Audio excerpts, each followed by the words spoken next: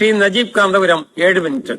Sir, Shri M Vincent ഇവിടെ അവതരിപ്പിച്ച പ്രമേയത്തെ ഞാൻ സർവാത്മന പിന്തുണക്കുകയാണ് സർ. 2021 നിയമസഭാ തെരഞ്ഞെടുപ്പിൽ കേരളത്തിലെ ഏറ്റവും ചെറിയ ഭൂരിപക്ഷത്തിൽ തെരഞ്ഞെടുക്കപ്പെട്ട അംഗമാണ് സർ ഞാൻ.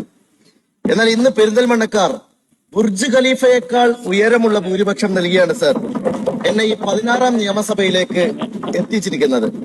38-ൽ നിന്ന് 32,840 വോട്ടിന്റെ ഭൂരിപക്ഷത്തിൽ എന്നെ ഉയർത്തിയ പെരിന്തൽമണ്ണക്കാർക്ക് ആദ്യമായി ഞാൻ നന്ദി അറിയിക്കുകയാണ് സർ.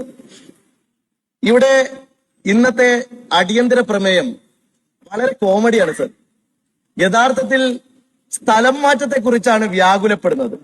അതിനു മുമ്പ് നിങ്ങൾ എത്ര പേരെയാണ് പിൻവാതിലിലൂടെ തള്ളിക്കയറ്റിയത് എന്ന് ഒരിക്കലെങ്കിലും നിങ്ങൾ ഓർക്കേണ്ടതായിരുന്നു സർ. നിങ്ങൾ പിൻവാതിലിലൂടെ തള്ളിക്കയറ്റിയവരെ എല്ലാം മുൻവാതിലൂടെ ഞങ്ങൾ കൈകൊടുത്ത് തിരിച്ചയക്കും എന്നതാണ് ആദ്യമായി നിങ്ങളെ ഓർമ്മിപ്പിക്കാനുള്ള കാര്യം.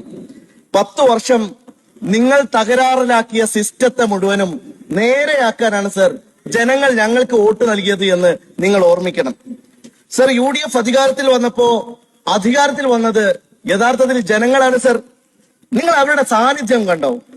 നേരത്തെ സത്യപ്രതിജ്ഞാ ചടങ്ങിൽ ഇവിടെ ഈ സെക്രട്ടേറിയറ്റിലും നിയമസഭാ മന്ദിരത്തിലും മന്ത്രിമാരുടെ ഓഫീസുകളിൽ സർ അവർ വരട്ടെ സർ.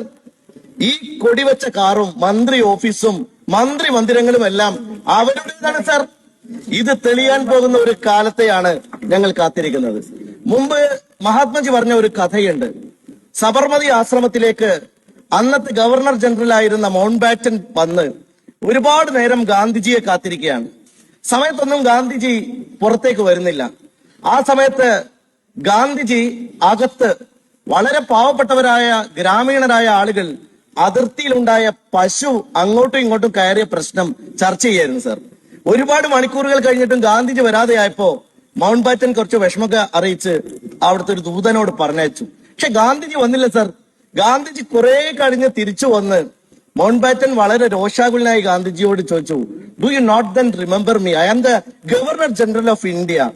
ആ സമയത്ത് ഗാന്ധിജി പുഞ്ചിരിച്ചുകൊണ്ട് പറഞ്ഞ ഒരു മറുപടി ഉണ്ട്, ഇന്ത്യ നിങ്ങളുടേതായിരിക്കാം, പക്ഷേ ഈ രാജ്യം ഇവരുടേതാണ് സർ, ഈ ജനങ്ങളുടേതാണ് സർ. കേരളം എന്ന് തെളിയിച്ച നാളുകളാണ് കടന്നുപോയിട്ടുള്ളത്. നമ്മൾ മനസ്സിലാക്കേണ്ട ഒരു കാര്യം, നമ്മളുടെ നാട്ടിലെ ജനങ്ങൾ അവരുടെ ഈ അവകാശങ്ങളെ ഒന്നും നിങ്ങൾ മനസ്സിലാക്കിയില്ല എന്നതാണ് ഏറ്റവും പ്രധാനപ്പെട്ട കാര്യം. CPM-കാരെ, നിങ്ങൾ മറന്നുപോയത് ആ ജനങ്ങളെയാണ്. അധികാരത്തിന്റെ പളവളപ്പിൽ നിങ്ങൾ കാണാതെ പോയത് ആ മനുഷ്യരെയാണ്. ഈ കഴിഞ്ഞ 10 വർഷം ഈച്ച പറക്കാത്ത സെക്രട്ടേറിയറ്റ് ആയിരുന്നു സർ. ഈ കാലങ്ങളൊക്കെ മന്ത്രിമാരുടെ ഓഫീസുകൾ കാലിയായിരുന്നു സർ. അവിടെ ജനങ്ങളിലായിരുന്നു. ലോക്കൽ കമ്മിറ്റിയും ബ്രാഞ്ച് കമ്മിറ്റിയും ലോക്കൽ കമ്മിറ്റിയും ഏരിയ കമ്മിറ്റിയും ജില്ലാ കമ്മിറ്റിയും ആയിരുന്നു സർ അവിടെ ഉണ്ടായിരുന്നത്. മനുഷ്യന്മാരുണ്ടായിരുന്നില്ല. നിങ്ങൾ ബാരിക്കേഡ് കെട്ടിയത് ജനങ്ങൾക്ക് മുമ്പിലാണ്. ഞങ്ങളിതാ ആ ബാരിക്കേഡുകൾ പൊളിച്ചിരിക്കുന്നു സർ. ജനങ്ങൾ കയറട്ടെ സർ. ഇപ്പൊ നമ്മുടെ ക്യാൻറ്റീനിൽ പോലും വലിയ തിരക്കാണ്. മനുഷ്യന്മാര് കയറുകയാണ്. അവരുടെ നിയമസഭ അവര് കാണട്ടെ സർ. നിങ്ങൾ മറന്നവരെ ഓർത്തുകൊണ്ടാണ് സർ ഞങ്ങൾ ഭരണം തുടങ്ങിയത്. നിങ്ങൾ മറന്ന ആശാ വർക്കർമാരെ ഞങ്ങൾ ഓർത്തു. നിങ്ങൾ മറന്ന അംഗൻവാടി വർക്കർമാരെ ഞങ്ങൾ ഓർത്തു. നിങ്ങൾ മറന്ന പ്രായമുള്ളവരെ ഞങ്ങൾ ഓർത്തു. അവർക്ക് വേണ്ടി ഒരു വകുപ്പ് തന്നെ ഞങ്ങൾ ഉണ്ടാക്കി സർ. നിങ്ങൾ മറന്ന സ്ത്രീകളെ ഞങ്ങൾ ഓർത്തു. നിങ്ങൾ മറന്ന യുവാക്കളെയും കുട്ടികളെയും ഞങ്ങൾ ഓർത്തു. നിങ്ങൾ 10 കൊല്ലം തറയിൽ കിടത്തിയ രോഗികളെ ഈ ഇരിക്കുന്ന ആരോഗ്യമന്ത്രി ഓർത്തു. അദ്ദേഹം ബെഡിലേക്ക് കടത്താൻ പോവാണ്. എല്ലാവരെയും ഞങ്ങൾ ഓർത്തു. നിങ്ങൾ ആരെയും കണ്ടില്ല സർ. നിങ്ങൾ ആരെയും കണ്ടില്ല. എന്തൊരു സൗന്ദര്യമാണ് സർ ഈ നയപ്രഖ്യാപനത്തിന്. ഇപ്പോ പ്രിയപ്പെട്ട ശ്രീ റിയാസ്, എന്റെ സുഹൃത്ത്, ഇവിടെ പറയണ്ടായി വർഗീയതക്കെതിരായി വലിയ വായിൽ സംസാരിക്കേണ്ടായി. ഞാൻ പ്രിയപ്പെട്ട റിയാസിനോട് ഒറ്റ കാര്യമായി പറയുന്നുള്ളൂ, നിങ്ങളത് KK രാഗേഷിന് ഒന്ന് ക്ലാസ് എടുത്തു കൊടുക്കണം എന്ന് മാത്രമേ ഞാൻ ഓർമ്മിപ്പിക്കുന്നുള്ളൂ സർ.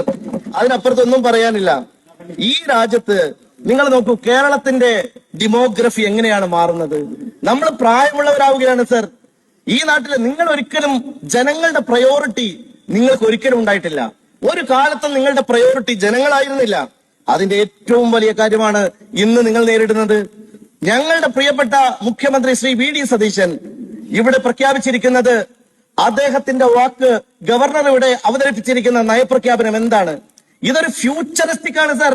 ഈ കേരളം ഒരു നോളജ് ഇക്കോണമിയിലേക്ക് പോകണമെന്ന്, സാധാരണ മനുഷ്യരുടെ കൈകളിലേക്ക് പണം എത്തണമെന്ന്, ഗ്രാമങ്ങളിലെ സ്ത്രീകൾ ശക്തരാകണമെന്ന്, നമ്മുടെ നാട്ടിലെ ഓൺട്രപ്രണേഴ്സിനെ ഡെവലപ്പ് ചെയ്യണമെന്ന്, നമ്മുടെ നാട്ടിലെ വികസന പരിപ്രേക്ഷ്യത്തെ മാറ്റി എഴുതണമെന്ന് ഒരു ദിശനാശാലിയായിട്ടുള്ള ഒരു ധനകാര്യമന്ത്രിയും മുഖ്യമന്ത്രിയും ആലോചിക്കുന്നു.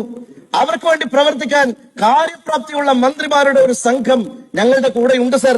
ഇത് നാട് മാറുന്ന കാഴ്ച തീർച്ചയായും നിങ്ങളെ കാത്തിരിക്കുകയാണ് സർ.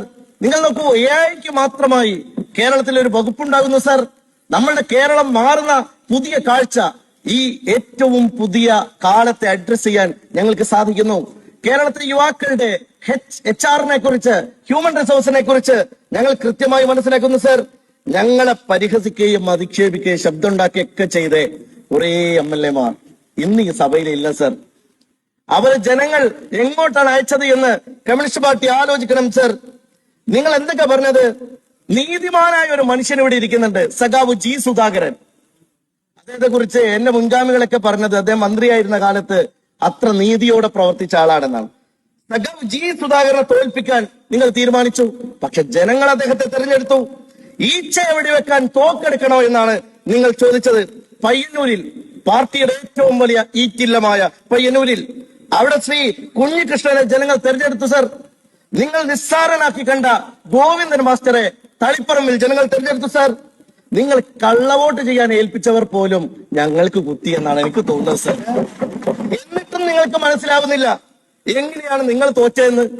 എന്നിട്ടും നിങ്ങൾക്ക് മനസ്സിലാവുന്നില്ല എങ്ങനെയാണ് UDF ജയിച്ചതെന്ന്. ഞങ്ങൾ ശവത്ത് കുത്തുന്നില്ല സർ. നിങ്ങൾ ഇത്ര മെലിഞ്ഞു പോകുന്നു ഞങ്ങളും വിചാരിച്ചിട്ടില്ല. സത്യത്തിൽ ഞങ്ങൾക്ക് സങ്കടമുണ്ട്. നേരത്തെ VT ബൽറാം ഇവിടെ പറഞ്ഞ പോലെ മനുഷ്യരുടെ മാറ്റം നിങ്ങൾ മനസ്സിലാക്കണം സർ. മനുഷ്യരുടെ പ്രയോറിറ്റി നിങ്ങൾ തിരിച്ചറിയണം സർ. അവരെ കേൾക്കാനുള്ള ചെവിയും കണ്ണും നിങ്ങൾക്ക് ഉണ്ടാവണം സർ.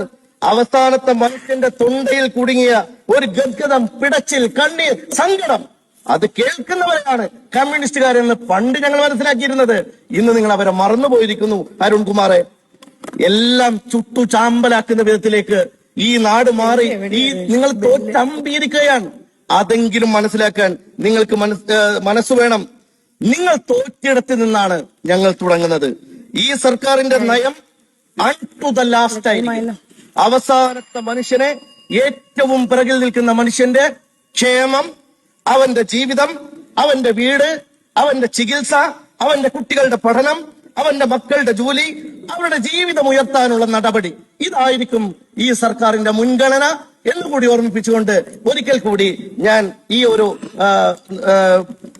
നയപ്രഖ്യാപനത്തെ പിന്തുണച്ചുകൊണ്ട്, ഈ പ്രമേയത്തെ അനുകൂലിച്ചുകൊണ്ട് വാക്കുകൾ നിർത്തുന്നു.